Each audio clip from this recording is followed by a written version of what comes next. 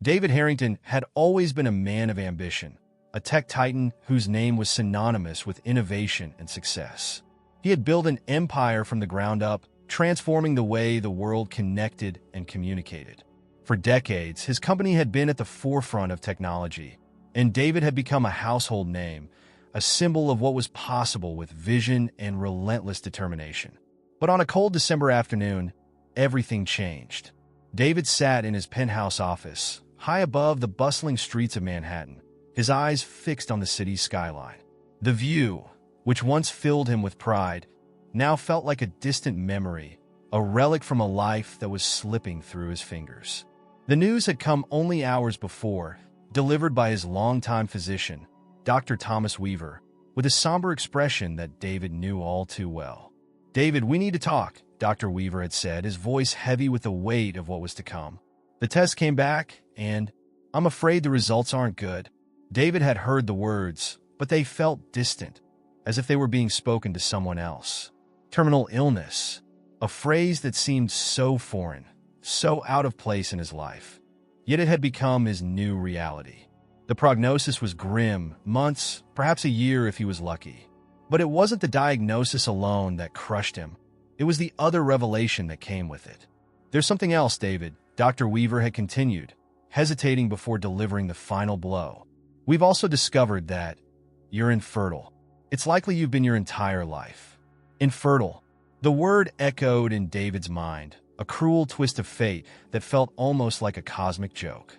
For a man who had conquered industries, who had amassed wealth beyond comprehension, the one thing he could never achieve was the simplest, most fundamental aspect of life: leaving behind a piece of himself. His legacy, the one thing that truly mattered, would die with him. In the days that followed, David withdrew from the world. Meetings were canceled, appearances postponed. He found himself wandering through his penthouse, lost in thought, consumed by the realization that everything he had built, everything he had fought for, would one day vanish as if it had never existed. The Harrington name, his name, would be nothing more than a footnote in history. It was in this state of despair that David began to question the meaning of his life. What had it all been for? The billions in the bank, the accolades, the power, none of it seemed to matter anymore. What was the point of it all if, in the end, there was no one to carry it forward? He spent hours staring at old family photos, at the faces of his parents, long gone, and his younger self, full of hope and promise. The irony was not lost on him. He had spent his life building a future that he now realized he could never truly have. But as the days turned into weeks, something within David began to change. The despair that had once consumed him slowly transformed into a resolve, a determination to make a difference in whatever time he had left. If he could not leave behind a biological legacy, then perhaps there was another way, a way to ensure that his name, his life, meant something beyond the walls of his empire. And so, the seeds of a plan began to take root in David's mind. A plan that would take him far from the comforts of his penthouse and into the very streets he had once overlooked. He would adopt a new identity, a life free from the trappings of wealth and power, and find a way to use his fortune for something greater than himself. Little did he know, this journey would lead him to a boy named Ethan, a connection that would forever change the course of his life and redefine what it meant to leave a legacy. David Harrington stood at the edge of his penthouse, gazing out at the sprawling city below. The twinkling lights of Manhattan, once a symbol of his success, now seemed distant, almost mocking. He knew that everything he had built, everything he had worked so tirelessly to achieve, had come at a cost he was only beginning to comprehend. The decision to leave it all behind wasn't easy, but it was necessary. He needed to find something real, something meaningful, before it was too late. In the days leading up to his departure, David meticulously planned his new life. He transferred large sums of money into untraceable accounts, securing his fortune in a way that would allow him to give it away without drawing attention. He liquidated assets, sold off properties, and prepared documents that would erase David Harrington from existence. By the time he was done, the man who had once commanded boardrooms and dominated headlines was nothing more than a ghost, a shadow of his former self. On a cold, gray morning, David walked out of his penthouse for the last time. He wore old, worn clothes, jeans that had seen better days, a tattered coat, and scuffed shoes that felt foreign on his feet. With a single duffel bag slung over his shoulder, he left behind the life he had known and stepped into a world he had only ever seen from afar. The streets of New York were a far cry from the polished halls of his empire. The air was thick with the scent of exhaust and the chatter of countless lives intersecting in the city that never slept. David wandered aimlessly at first, blending into the crowd as he moved through the streets. He found himself in neighborhoods he had never visited, places where his name meant nothing and his wealth even less.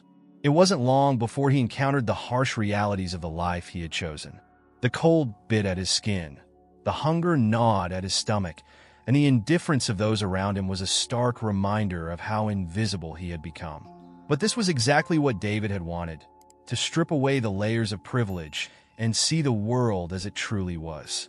Days turned into weeks as David adjusted to his new life. He learned where to find food, where to sleep without being disturbed, and how to navigate the unspoken rules of the streets. It was a life of survival, far removed from the luxury he had once known, but in its own way, it was liberating.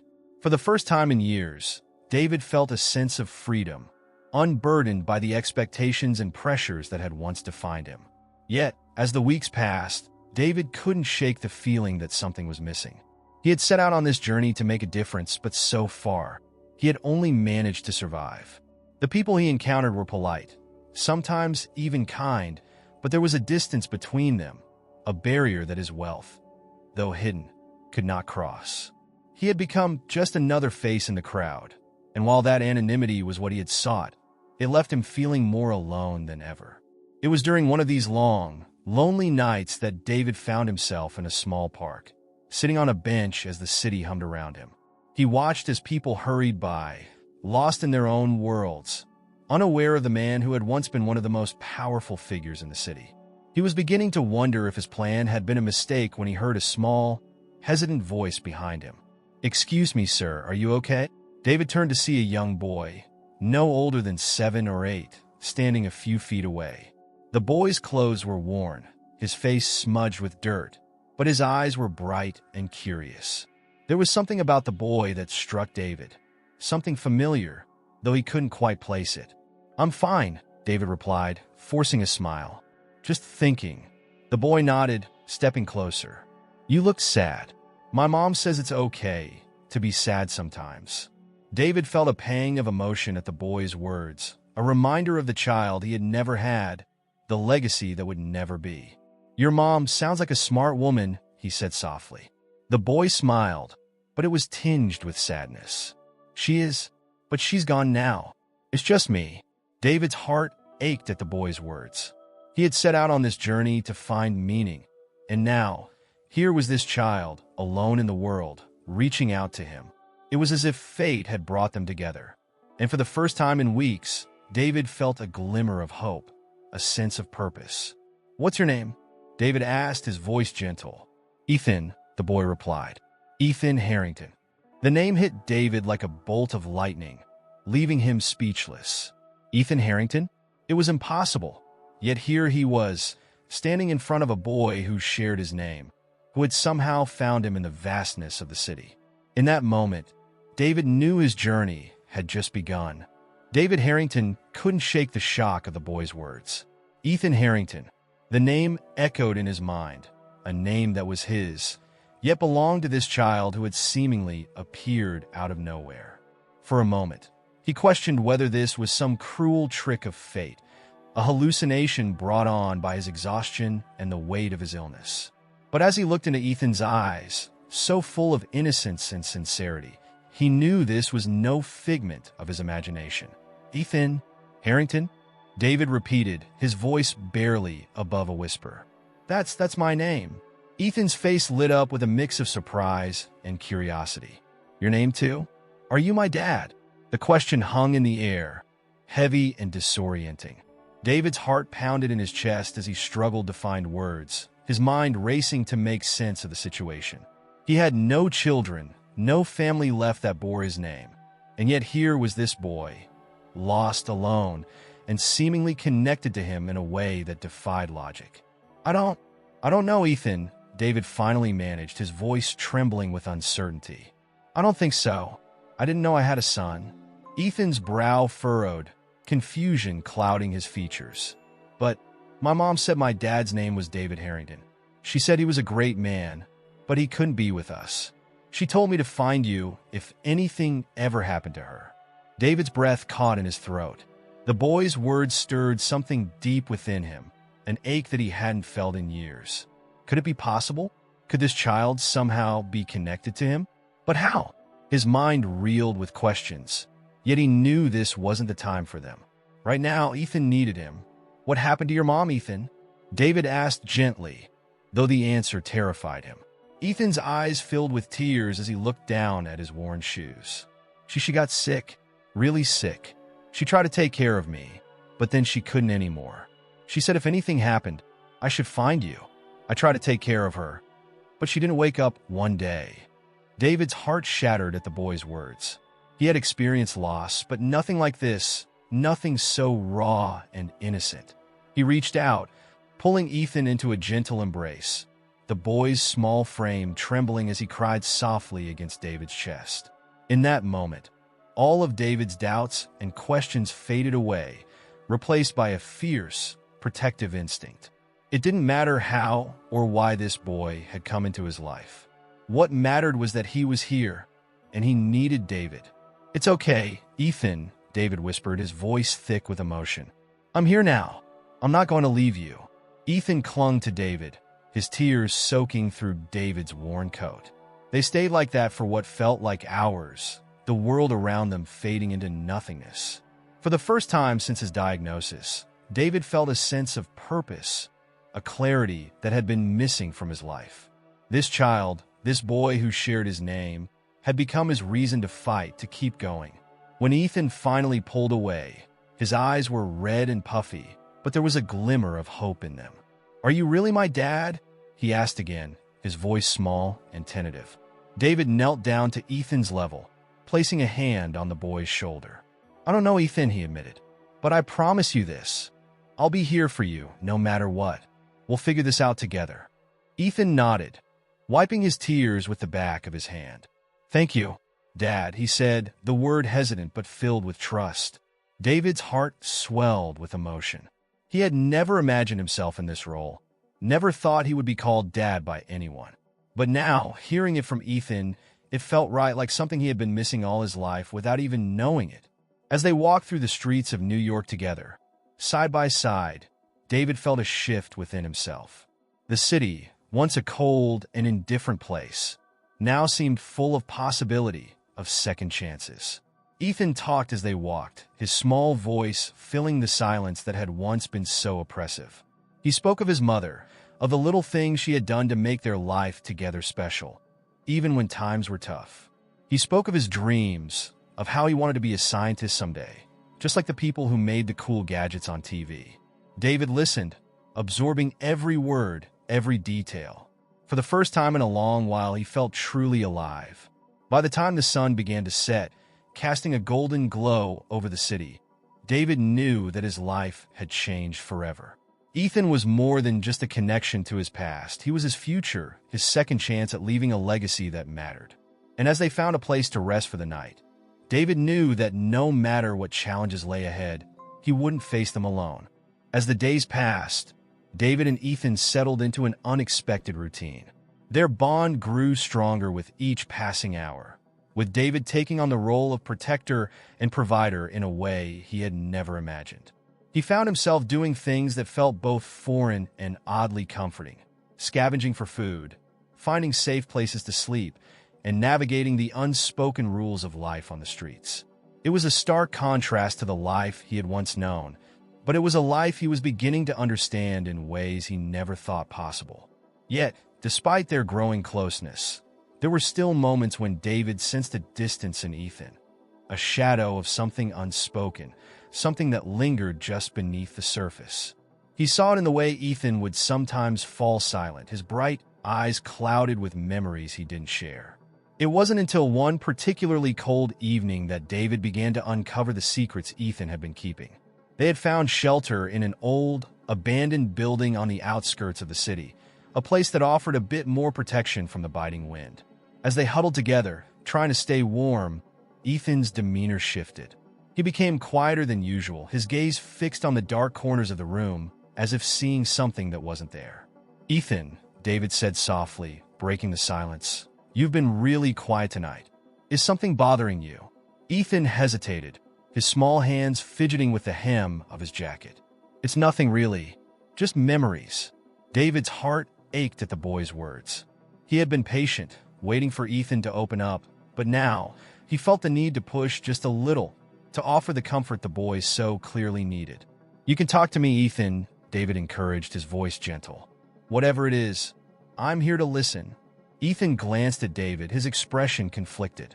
He took a deep breath, as if gathering his courage, before finally speaking. "It's about my mom and what happened before she got sick." David listened intently, knowing that whatever Ethan was about to share was important. He nodded, encouraging Ethan to continue. "She didn't always talk about you, you know," Ethan began, his voice tinged with a mix of sadness and confusion. "When I was younger, she used to tell me stories about you. How you were this great man who did amazing things, but you couldn't be with us because you had to take care of a lot of people. But as I got older, she stopped talking about you so much. She got scared, like she was hiding something." David felt a chill run down his spine. He had no idea what Ethan's mother might have been afraid of, but the fear in Ethan's voice was unmistakable. "Did she ever tell you why she was scared?" he asked, trying to keep his own anxiety at bay. Ethan shook his head, his gaze dropping to the floor. "Not really, but I remember there were times when men would come to our apartment.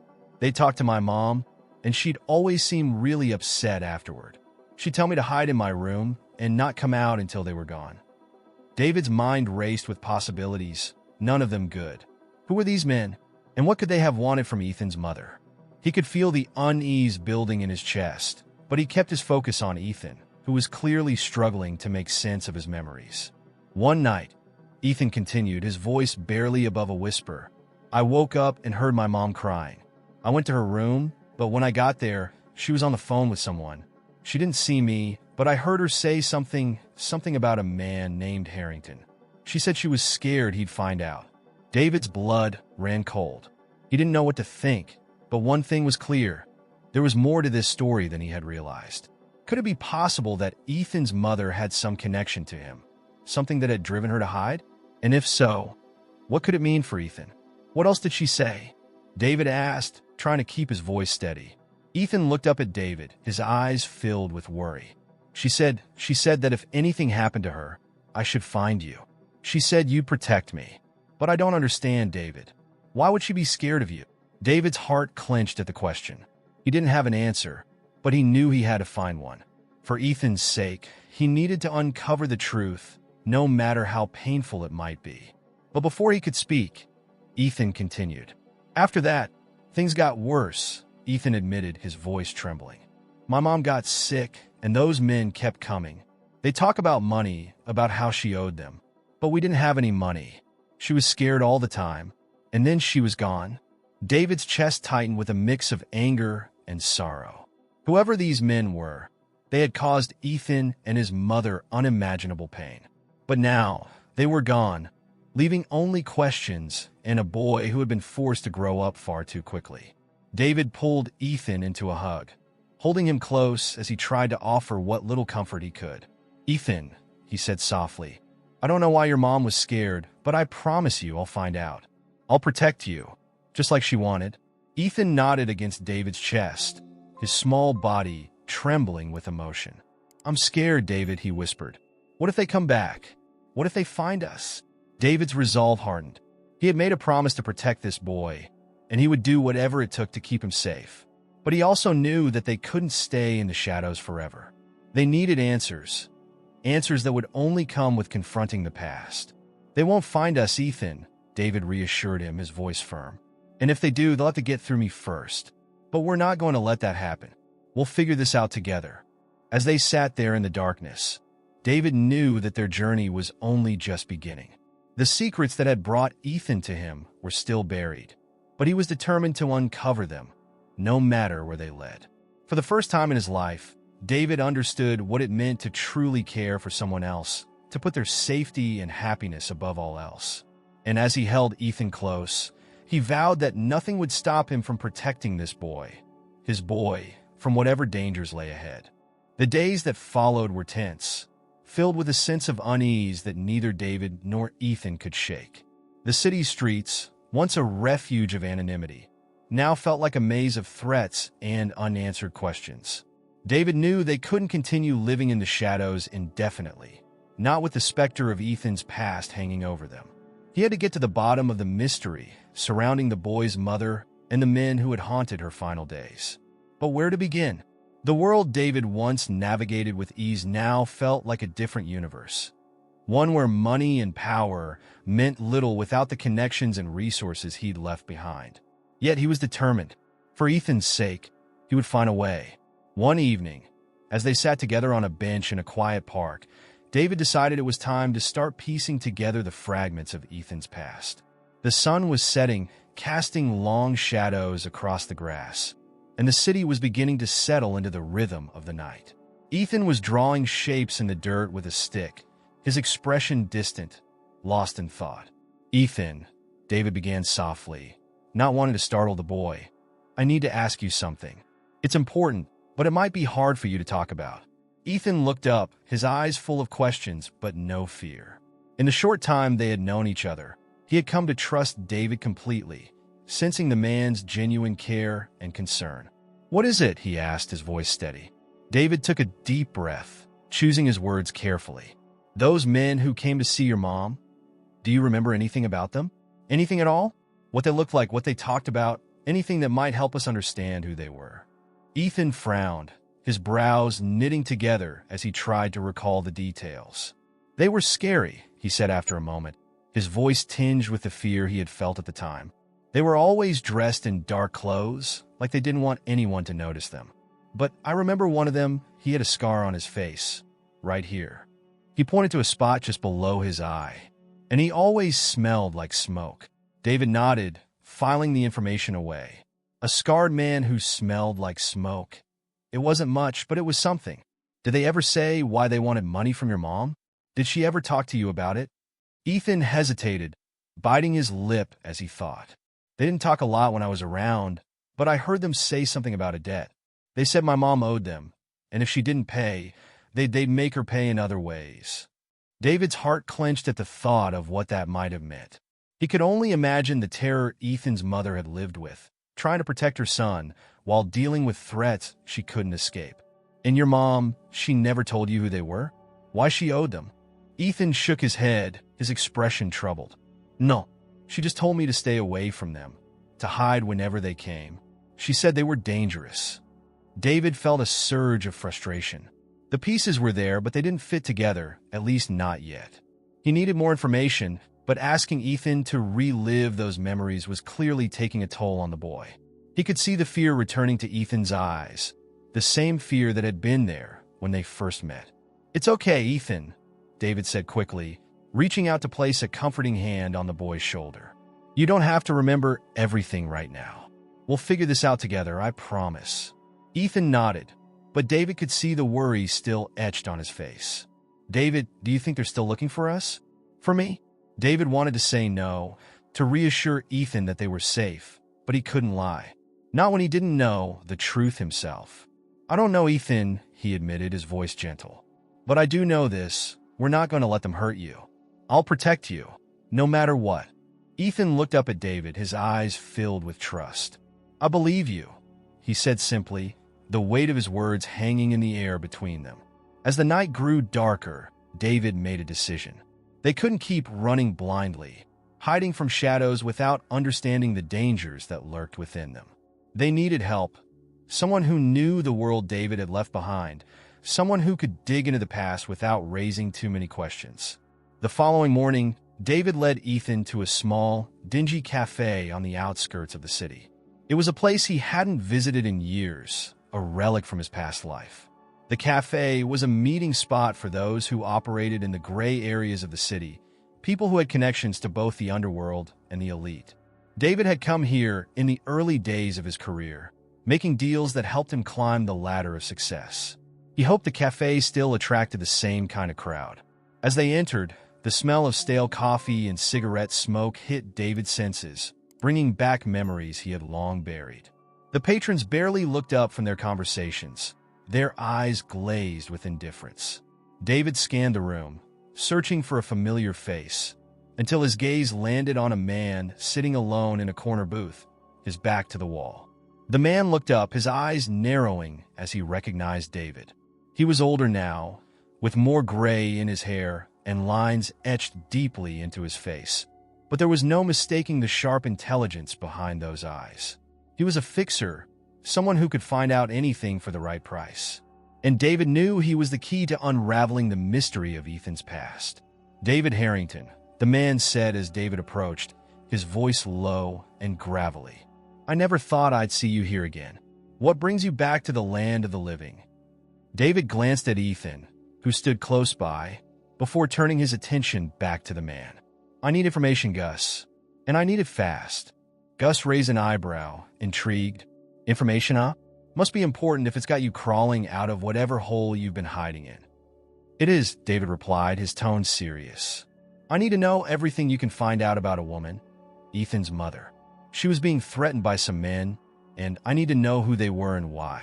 Gus's gaze shifted to Ethan, who was watching the exchange with a mix of curiosity and caution. "This kid yours?" Gus asked, his tone more neutral now. David hesitated, then nodded. "Yes, he is." Gus studied David for a moment, then leaned back in his seat. "All right, David. I'll see what I can do. But it won't be easy, and it won't be cheap." David reached into his pocket and pulled out a thick envelope, placing it on the table in front of Gus. "Money isn't a problem. Just give me the answers." Gus smirked, taking the envelope and slipping it into his jacket.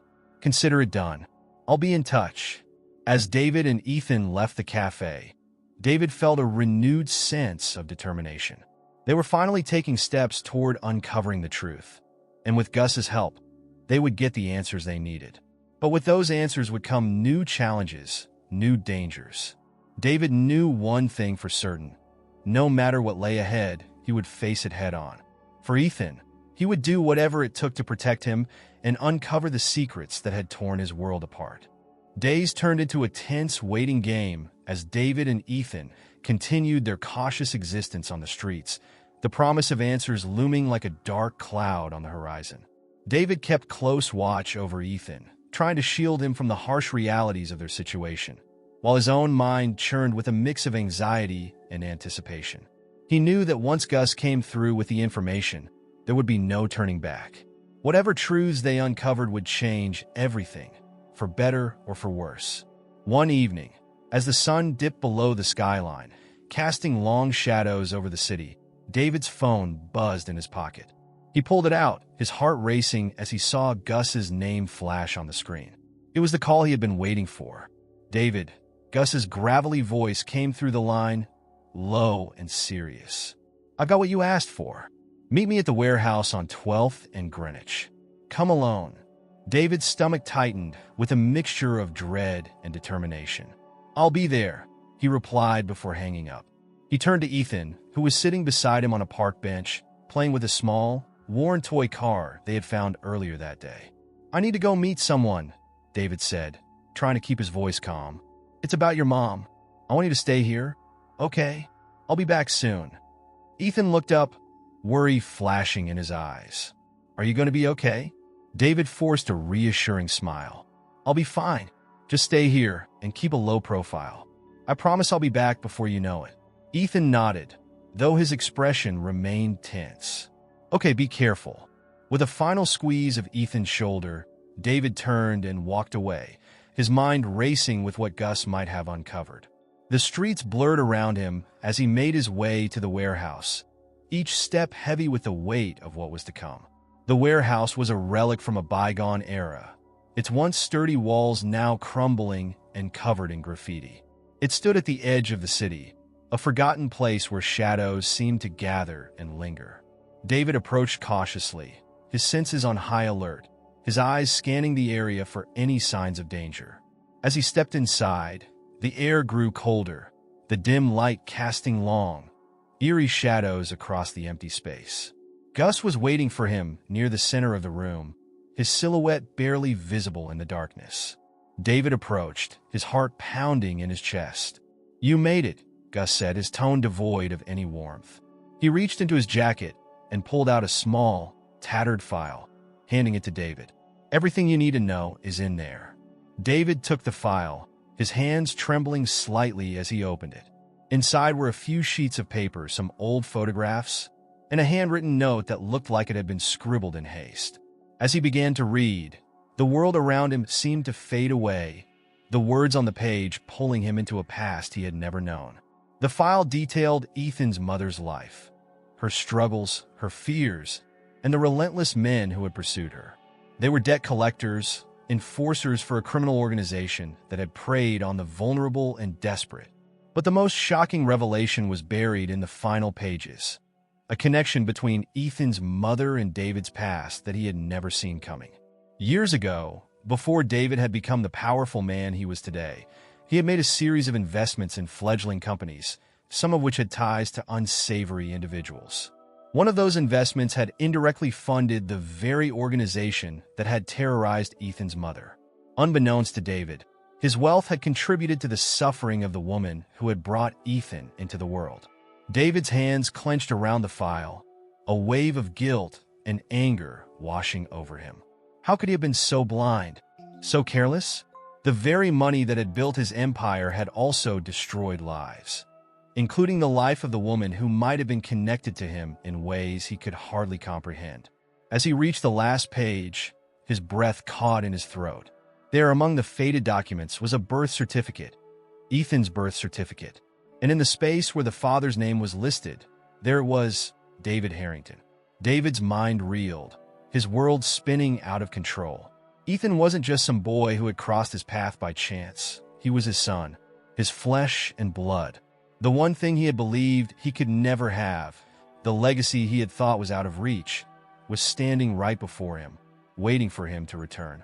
Gus watched David's reaction with a knowing look, as if he had anticipated this all along. "Looks like you've got more in common with the kid than you thought, huh?"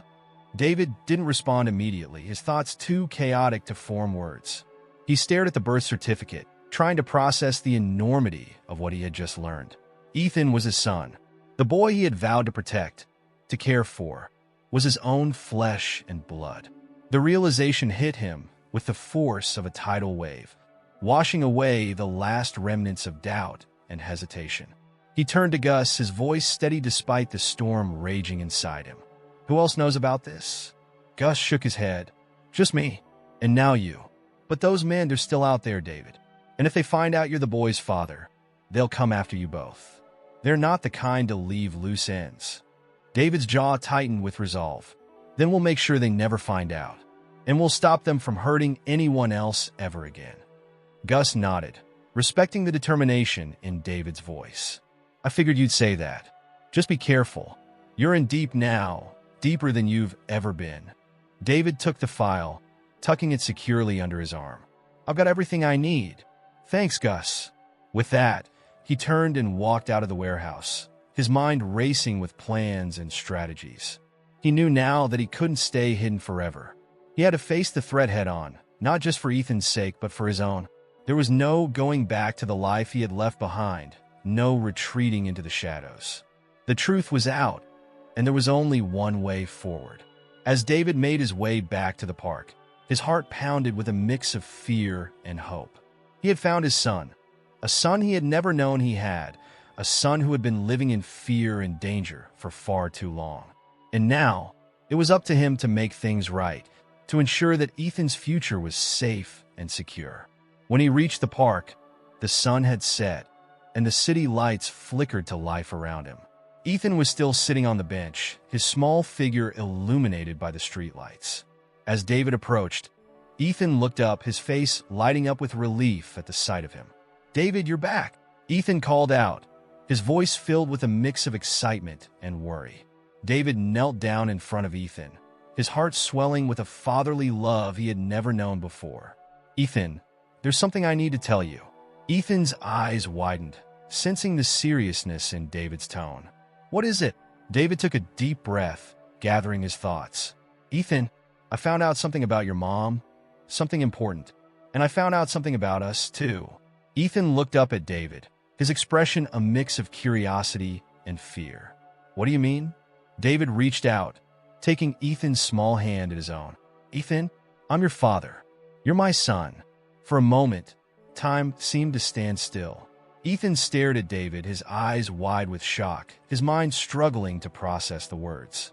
"You're my dad," he whispered, his voice trembling. David nodded, his heart aching with emotion. "Yes, Ethan, I'm your dad, and I'm so sorry I didn't know sooner. But I promise you from now on, I'll always be here for you. We'll face whatever comes our way together." Tears welled up in Ethan's eyes as he looked at David, his expression a mix of disbelief and overwhelming emotion. "I always wanted a dad," he whispered, his voice breaking. "I never thought it would be you." David pulled Ethan into a tight embrace, holding him close as the boy's tears soaked into his jacket. "I'm here now, Ethan," David whispered, his voice thick with emotion. "And I'm not going anywhere. We're a family, and nothing will ever change that." As they held each other under the flickering streetlights, David knew that their journey was far from over. There were still dangers ahead, still secrets to uncover and battles to fight. But for the first time in his life, he felt whole. He had found the one thing he had been searching for all along, the one thing that made all the sacrifices and struggles worth it. He had found his son, and together, they would face whatever the future held. The revelation of their true relationship deepened the bond between David and Ethan in ways neither of them could have anticipated. In the days that followed, they became inseparable, navigating the harsh realities of the streets with a newfound sense of purpose and unity. David's determination to protect Ethan, now fully realized as his son, became his driving force. But with that realization came an even heavier burden: the knowledge that the men who had terrorized Ethan's mother would not stop until they had what they wanted. David knew that to keep Ethan safe, they needed to disappear, but the more he thought about it, the more he realized that running wasn't the answer. He had spent too much of his life hiding behind wealth and power, avoiding the messiness of human connection. Now, with Ethan by his side, he understood that real strength came not from avoiding conflict but from facing it head-on. One evening, as they sat in a small, dimly lit diner tucked away in a forgotten corner of the city, David broached the subject that had been weighing on his mind. The diner was nearly empty, save for a few patrons scattered across the room, their heads bowed over steaming cups of coffee. The flickering neon sign outside cast a soft, red glow through the windows, creating an atmosphere of quiet reflection. "Ethan," David began, watching the boy as he toyed with the edge of his napkin, "I've been thinking a lot about what we need to do next." Ethan looked up, his eyes filled with curiosity and concern. "What do you mean?" David sighed, choosing his words carefully. "We can't keep running. I've tried that, and it's not the life I want for us. We need to confront these men, figure out what they want, and put an end to this once and for all." Ethan's eyes widened, a mixture of fear and admiration flashing across his face. "But how are we going to do that? They're dangerous, David. They hurt my mom. What if they hurt you?" David reached across the table, placing his hand over Ethan's. "I'm not going to let that happen, Ethan. I've spent my life building walls around myself, thinking that money and power would keep me safe. But now, I see that real strength comes from standing up for the people you care about, from facing your fears instead of running from them."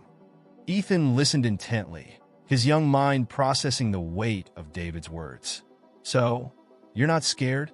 David smiled softly, a warmth in his eyes that had been missing for so long. "Of course I'm scared, but being brave isn't about not being scared. It's about doing what's right, even when you're scared. And what's right is making sure you're safe, making sure we're together." Ethan nodded slowly, a sense of resolve beginning to form within him. He had been through so much, more than any child should ever have to endure. But now, with David by his side, he felt stronger. For the first time, he believed that they could face whatever was coming. "So, What do we do? Ethan asked, his voice steady despite the fear that lingered at the edges of his mind. David took a deep breath, the plan he had been formulating finally taking shape. First, we need to get some answers. I need to find out exactly what these men want and why they're so determined to get it. Then, we can figure out how to stop them. Ethan's eyes darkened with a memory. I remember they kept talking about money, about something my mom had, but she always said she didn't have anything. She was scared, David. Really scared. David's jaw tightened at the thought of what Ethan's mother must have gone through. She was protecting you, Ethan. Whatever it was, she wanted to keep you safe. And now, it's up to us to finish what she started.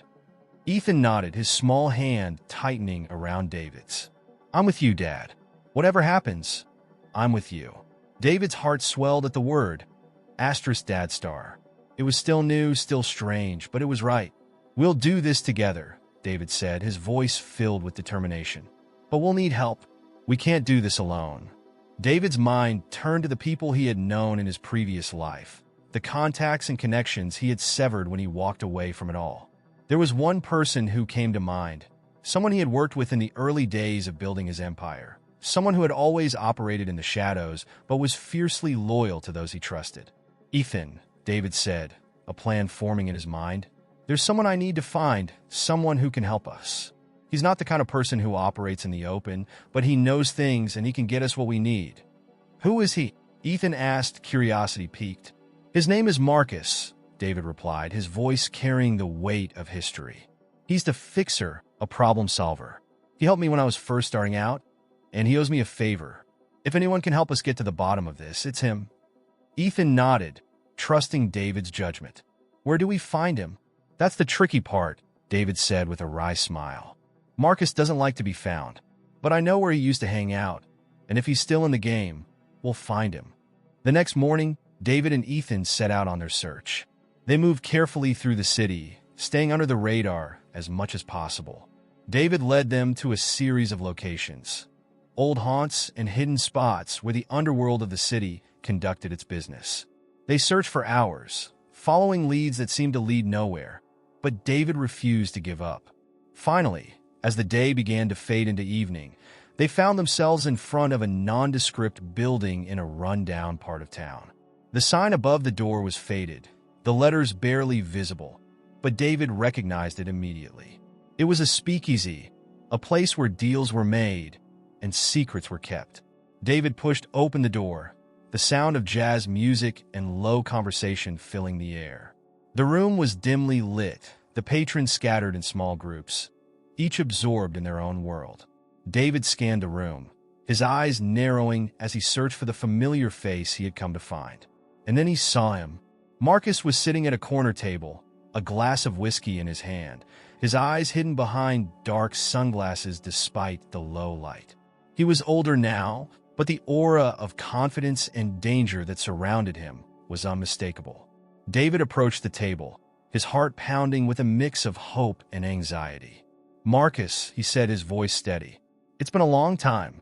Marcus looked up, a slow smile spreading across his face as he recognized David. Well, if it isn't David Harrington. Thought you were dead, or at least smart enough to stay out of trouble. David shrugged, taking a seat across from Marcus. Life has a way of pulling you back in. I need your help, Marcus. Marcus took a slow sip of his whiskey, his eyes narrowing behind his sunglasses. Help, huh? Last time I checked, you weren't in the business of needing help. What's changed? David glanced at Ethan, who was standing close by, his eyes wide with a mix of awe and apprehension. A lot has changed, David said quietly. This is my son, Ethan, and we're in some serious trouble. Marcus raised an eyebrow, his expression shifting as he took in the sight of the boy. Your son, huh? Didn't know you had it in you. All right, Harrington, tell me what's going on. David leaned in, his voice low as he explained the situation. Ethan's mother, the men who had terrorized her, the debt that had driven them to the edge, and the revelation that had turned David's world upside down. As he spoke, Marcus listened intently, his expression unreadable. When David finished, Marcus leaned back in his chair, a thoughtful look on his face. You've got yourself in deep, Harrington, but I've seen worse. I can help you, but it's going to cost you. And I don't just mean money. David nodded, understanding the unspoken terms. "Whatever it takes, Marcus. Just help me keep my son safe." Marcus's gaze shifted to Ethan, who was watching the exchange with wide eyes. "The kid's got guts," Marcus said with a nod of approval. "All right, Harrington, I'll help you, but we're going to do this my way." David felt a surge of relief, tempered by the knowledge that they were about to dive even deeper into a world he had once left behind. But for Ethan's sake, he would do whatever it took. As they left the speakeasy, a sense of resolve settled over David. They were no longer running, no longer hiding. They were taking control of their destiny, facing their enemies head-on. And with Marcus on their side, they might just stand a chance.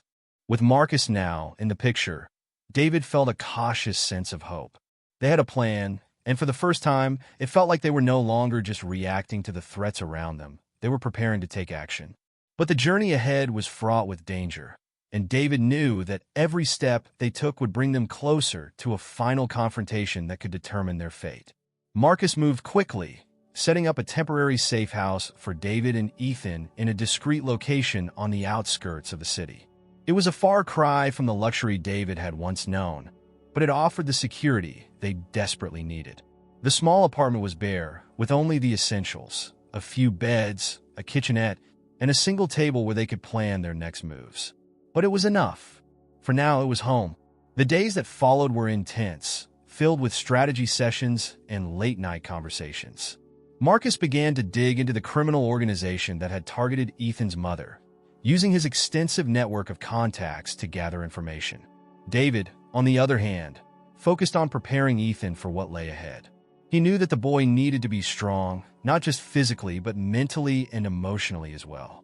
One evening, as they sat together in the dim light of the apartment, David decided it was time to talk to Ethan about what they were truly up against. He had been shielding the boy from the worst of it, but he knew that wasn't fair. Ethan needed to understand the stakes. "Ethan," David began, his voice steady but serious, "we're getting closer to finding out who these men are and what they want. But there's something I need to tell you, something important." Ethan looked up from the book he had been reading, his eyes wide with attention. "What is it, Dad?" David took a deep breath, choosing his words carefully. "What we're doing, it's dangerous. These men, they're not going to back down easily. They've hurt people before, and they won't hesitate to do it again if it means getting what they want. That's why we need to be prepared for anything." Ethan nodded, his expression serious but calm. "I understand, Dad. I'm not scared." David smiled softly, feeling a swell of pride for his son. "I know you're not, Ethan. You're brave. Braver than I ever was at your age. But being brave doesn't mean we have to face this alone. We have Marcus, and we have each other. No matter what happens, we stick together." Ethan reached out and took David's hand, his grip firm. "I trust you, Dad. I know you'll keep me safe." David's heart ached at the trust in Ethan's eyes, a trust he was determined not to betray. "I will, Ethan. I promise you I will." As the days turned into weeks, Marcus's investigation began to yield results. He uncovered a web of corruption and greed that stretched far beyond what David had imagined. The criminal organization that had targeted Ethan's mother wasn't just after money. They were after something far more valuable: control. They had ties to powerful figures in the city, people who had used their influence to cover up their crimes and protect their interests.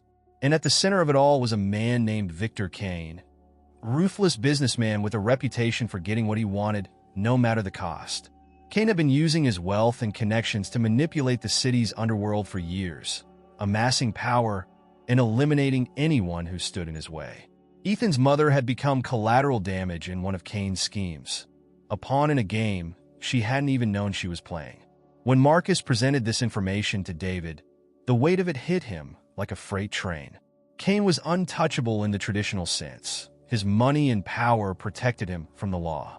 But David knew that he couldn't let that stop him. For Ethan's sake, he had to find a way to bring Kane down, to expose him for the monster he was. As they sat around the small table in the safe house, Marcus laid out the final piece of the plan. "Kane's hosting a charity gala in a few days," Marcus explained, his voice low and deliberate. "It's going to be a big event, politicians, celebrities, the whole 9 yards.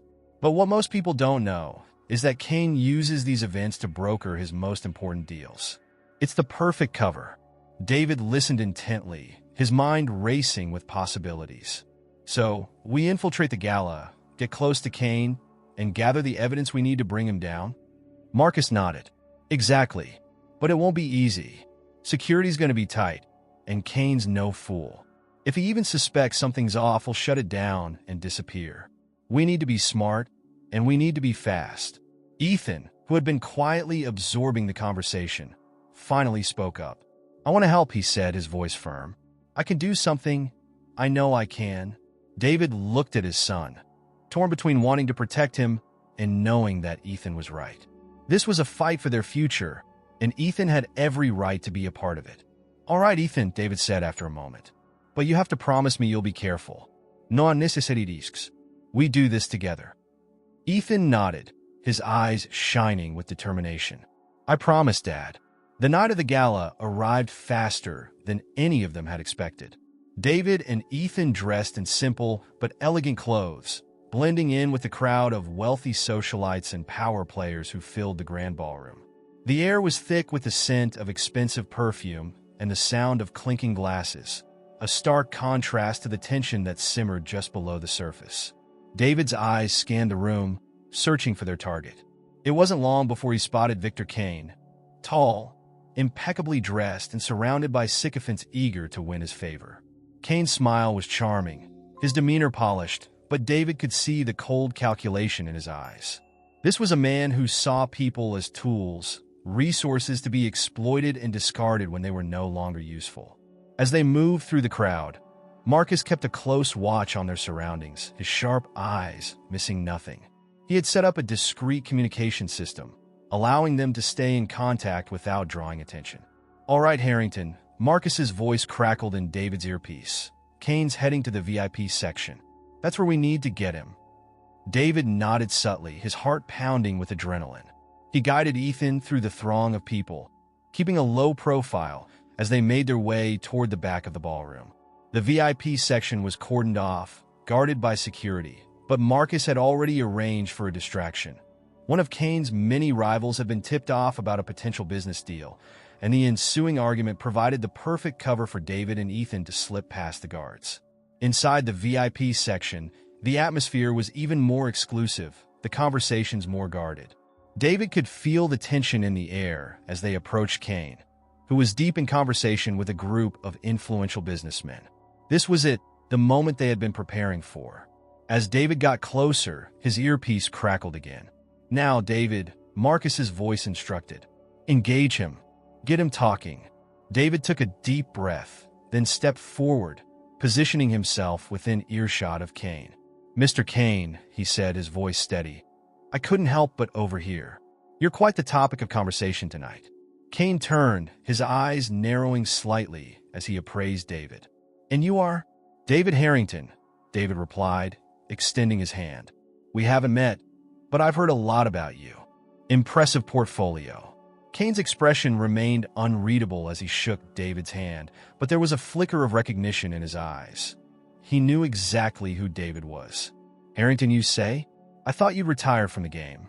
Some games are too interesting to walk away from, David said, his tone light but loaded with meaning. Cain studied David for a moment, then nodded, a sly smile spreading across his face. Indeed. But in this business, you know how important it is to stay ahead. Only the sharpest survive. As they spoke, Ethan quietly moved into position, staying close to David, but out of Cain's direct line of sight. He was carrying a small device Marcus had given him, something that would allow them to capture the conversation and any incriminating evidence Cain might let slip. David continued to engage Cain, steering the conversation toward the kind of deals Cain preferred to keep hidden. He knew it was a delicate balance. Push too hard, and Cain would shut down. But if he could just get Cain to reveal something, anything that could be used against him. And then it happened. In a moment of arrogance, Cain let his guard down, bragging about a recent acquisition that had gone smoothly thanks to his connections. It was vague, but it was enough. Ethan discreetly activated the device, capturing Cain's words before anyone could notice. As soon as they had what they needed, David signaled to Ethan, and they began to withdraw, moving back through the crowd with practiced ease. But just as they reached the edge of the VIP section, Kane's voice cut through the noise, stopping them in their tracks. "Leaving so soon, Harrington?" Kane's tone was casual, but there was an edge to it, a hint of suspicion. David turned, forcing a smile. "Just stepping out for some air. It's a bit stuffy in here." Kane nodded slowly, but his eyes were sharp, probing. "Of course, but you know, Harrington, it's a small world. You never know who's watching." David's pulse quickened, but he maintained his composure. "Good advice, Mr. Kane. I'll keep that in mind." With that, David and Ethan slipped out of the ballroom, their hearts pounding as they made their way back to the safety of the streets. The night air was cool against their skin, a stark contrast to the tension that still clung to them. As they walked, David turned to Ethan, a sense of pride and relief washing over him. "You did great, Ethan. I'm so proud of you." Ethan looked up at his father, his eyes shining with a mix of excitement and determination. "We did it, Dad. We got what we needed." David nodded, knowing that the night's success was just the beginning. They had struck a blow against Kane, but the fight was far from over. There would be more challenges, more risks, but they would face them together. As they walked into the night, David felt a sense of purpose he had never known before. This was his legacy, not the empire he had built or the wealth he had amassed, but the bond he had forged with his son. A bond that no amount of money could buy, a legacy that would endure long after the final battle had been fought. They had each other, and that was enough. The days following the gala were a whirlwind of activity. Marcus worked tirelessly to analyze the recording they had captured, cross-referencing it with the information he had gathered about Kane's operations. Every word, every inflection was scrutinized for clues, and what they found was more than enough to bring the entire corrupt empire crashing down. David and Ethan stayed close, their bond growing even stronger as they prepared for what was to come. They knew that the recording was their key to taking down Kane, but they also knew that the most dangerous part of their journey was still ahead of them. Kane wouldn't go down without a fight, and they had to be ready for anything. One evening, as the sun dipped below the horizon, casting long shadows across the safe house, Marcus called them into the small living room. The usually unflappable fixer had a grim look on his face, his eyes betraying the seriousness of the situation. "We've got him," Marcus said, holding up a flash drive. "This recording is the smoking gun. It ties Kane to a string of illegal activities, money laundering, bribery, you name it. But there's more. Kane's been using his charity as a front to funnel money into offshore accounts, all under the radar. He's got enough dirt on the city's elite to bury them all, and that's why he's been untouchable. Until now." David felt a surge of hope, tempered by the reality of what lay ahead. "So, what's the plan? How do we use this to take him down?" Marcus leaned forward, his voice low and deliberate. "We need to hit him where it hurts, publicly. If we can expose this to the right people, we'll force his hand. He won't be able to buy his way out of this, not with the kind of evidence we've got. But we have to be smart about it. If Kane even suspects that we're onto him, he'll disappear and we'll lose our chance." David nodded, understanding the gravity of the situation. "So, we make it public, fast before he can react." "Exactly," Marcus agreed. "But we need a platform, something big enough to get the attention of everyone who matters." "That's where you come in, David. You've got the connections, the name. You can get this out there." David's mind raced as he considered their options.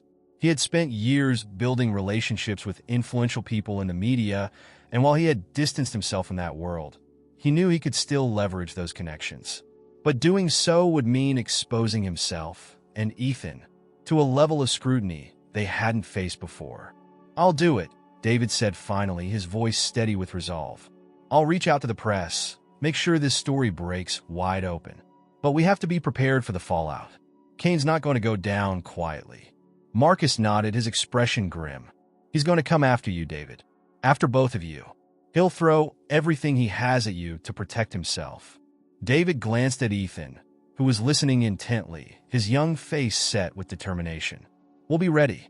Whatever it takes, we'll see this through." The next morning, David made the call. He reached out to a trusted contact in the media, someone who had a reputation for fearless reporting. It took some convincing, but once David laid out the evidence, the reporter agreed to run the story. They set a plan in motion to release the information simultaneously across multiple outlets, ensuring that the story would spread too quickly for Kane to contain. As the hours ticked by, tension hung in the air like a storm cloud. David, Ethan, and Marcus stayed close to the safe house, monitoring the news and preparing for the inevitable backlash.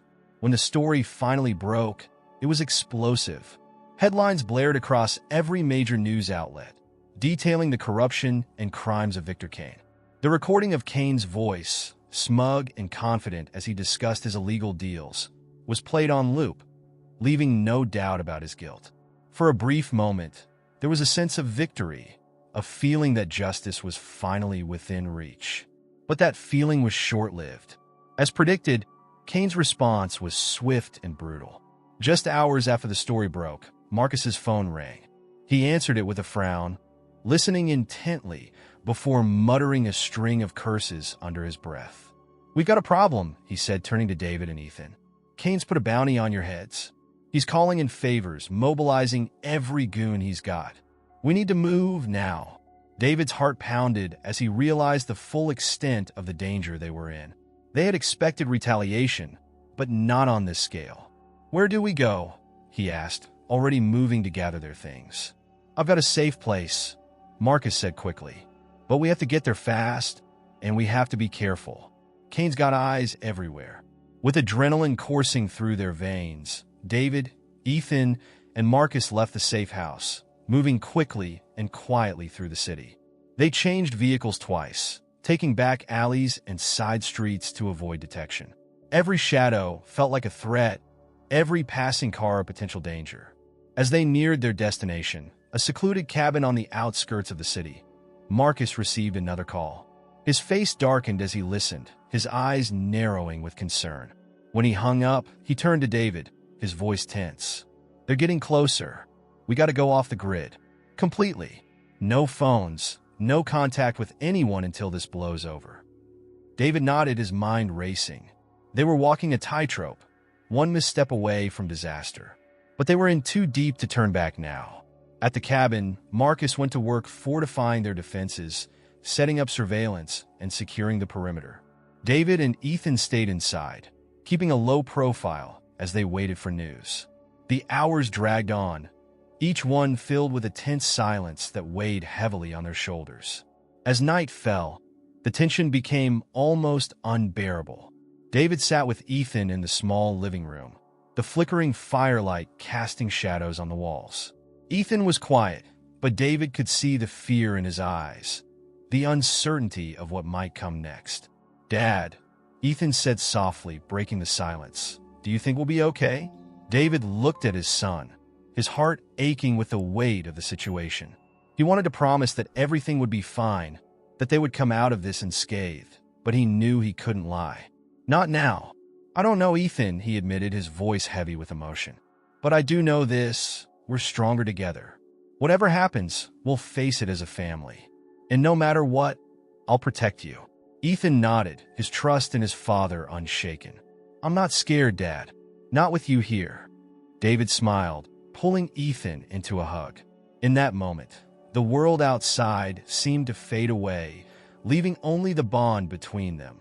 A bond that had been forged in the crucible of adversity, and that no amount of danger could break. But as the night wore on, the sense of impending danger grew stronger. Marcus remained vigilant, his eyes constantly scanning the monitors, his hand never far from the gun at his side. The minutes stretched into hours, the tension mounting with each passing second. And then, in the dead of night, the attack came. It started with the sound of approaching vehicles, engines roaring as they sped down the gravel road toward the cabin. Marcus was the first to react, barking orders for David and Ethan to take cover. The cabin, though fortified, was no match for the firepower that Kane's men brought with them. The walls shook as bullets ripped through the wood, the sound deafening in the confined space. David shielded Ethan with his body, pulling him behind an overturned table as the gunfire intensified. His heart pounded with fear, but he forced himself to stay calm, to focus on keeping Ethan safe. Marcus returned fire, his years of experience showing as he expertly targeted the attackers. But they were outnumbered, and the odds were stacked against them. For what felt like an eternity, the gunfight raged on, the cabin a war zone of flying bullets and shattered wood. But despite the chaos, David refused to let go of Ethan, his grip on his son unyielding. Finally, just as it seemed the cabin would be torn apart, there was a lull in the gunfire. Marcus, bloodied but still standing, signaled for David and Ethan to move. "Go now," he shouted, his voice hoarse from the battle.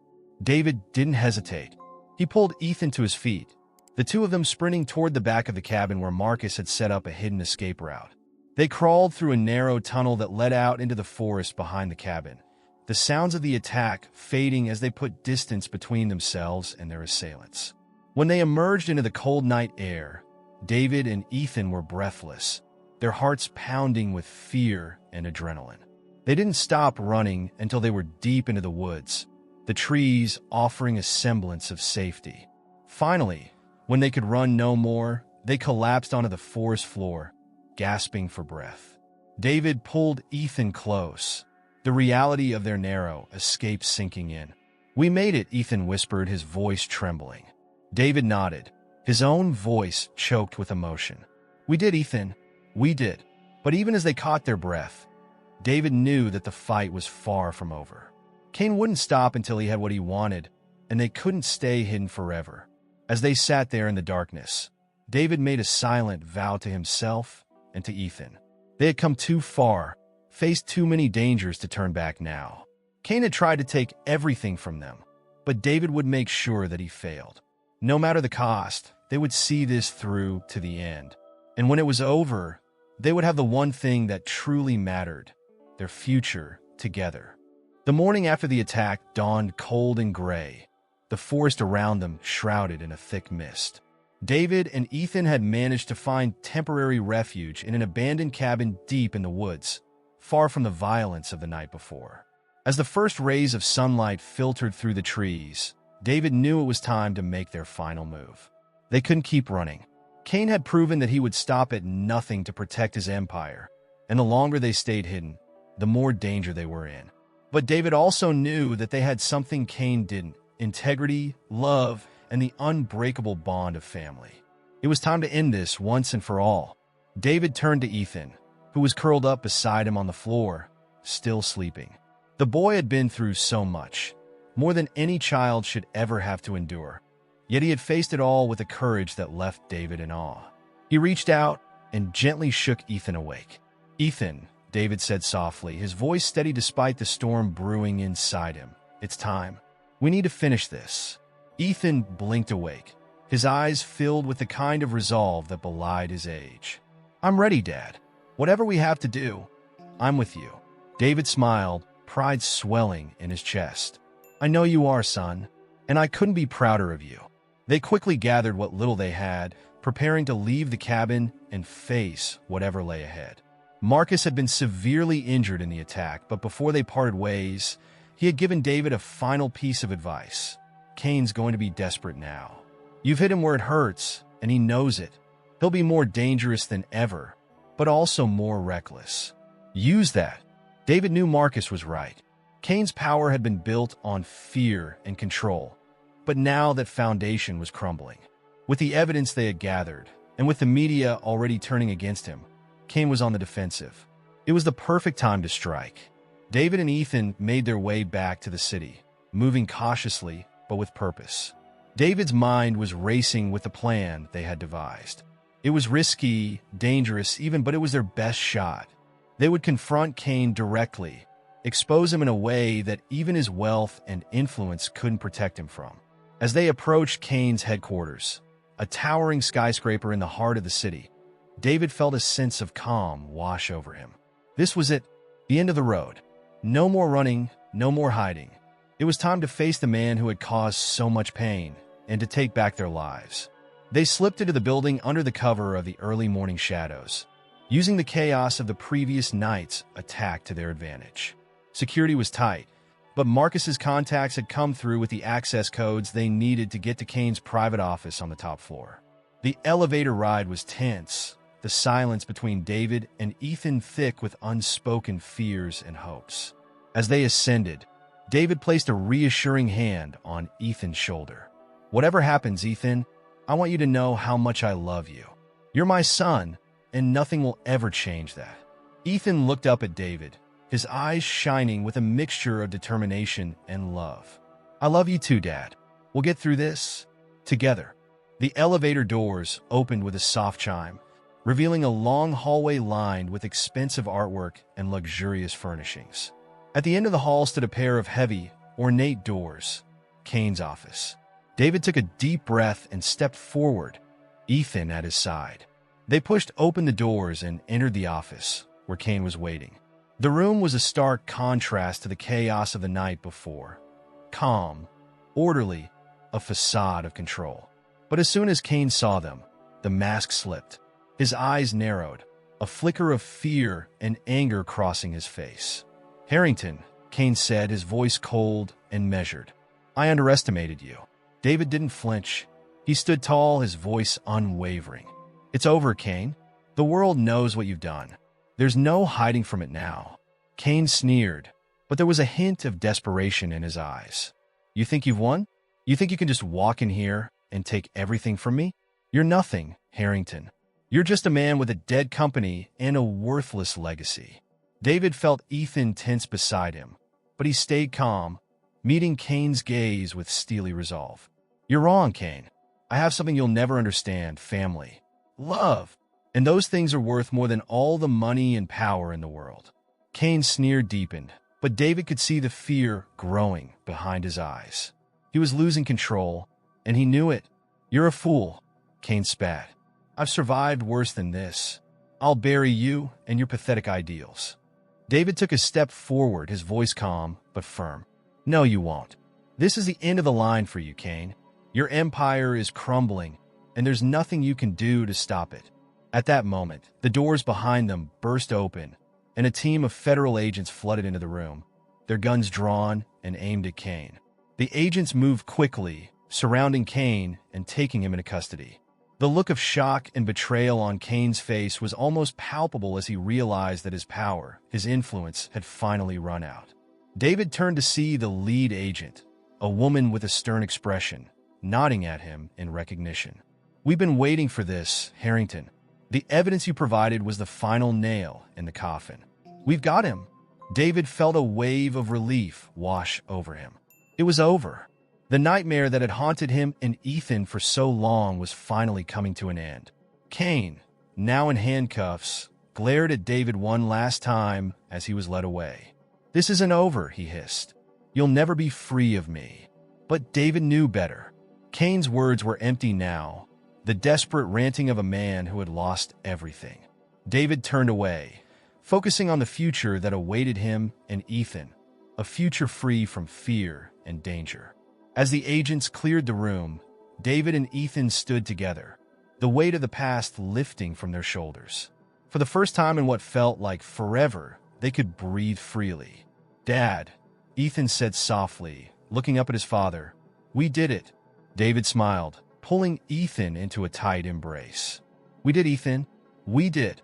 They left Kane's office and stepped out into the morning light. The city around them was alive with the sounds of a new day, a day filled with possibilities.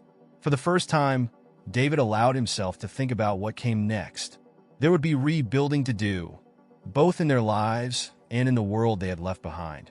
But they would do it together, as a family. David had learned that his legacy wasn't the company he had built or the wealth he had amassed. It was the love and strength he had found in his son. As they walked through the city, side by side, David felt a sense of peace that had eluded him for so long. The battles had been fought, the enemies defeated, but the most important victory was the one he had won within himself. He had found his son. He had found his purpose. And in that, he had found a legacy that would endure long after he was gone. A legacy of love, courage, and the unbreakable bond of family. As they walked into the future, David knew that no matter what challenges lay ahead, they would face them together. And that was all that mattered.